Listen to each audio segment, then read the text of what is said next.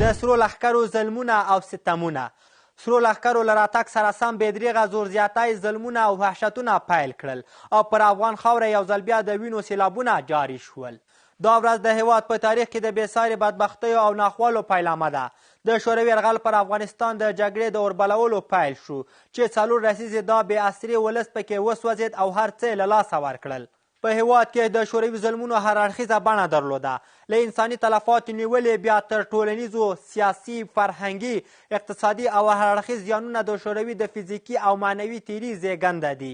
د هیواد په تعلیمي نصاب کې لاسوهنې وشوې، کتابونه د شوروي سلیقې سره سم عیار شول او په لسګونو جلدونو چاپولو سره افغانستان له اقتصادي اړخه پر ملا مات کړ. په دولتي چاپخونو کې ګوندي تبلیغاتي کتابونه، پاڼې، اخبارونه، په لکونو مجلې د بیې له پرې کولو پرته چاپ شوې.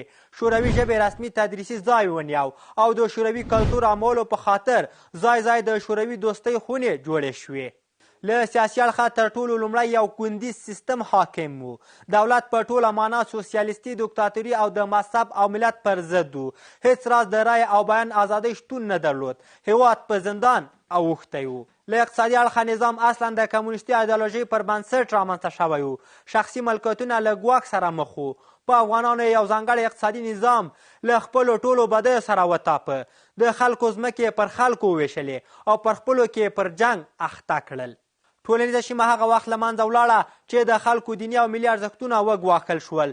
د ملت ډیری برخه خلک له هیواده وشړل شول او ډیری بیا د زندانونو تورو دیوالونو شاته شپې او ورځې تېرولې. د شوروي اتحاد د فکري او پوځي یرغل په ټولو دورو کې په مجموعي توګه 1.5 میلیون افغانان شهیدان او په لکونو معیوبان شول.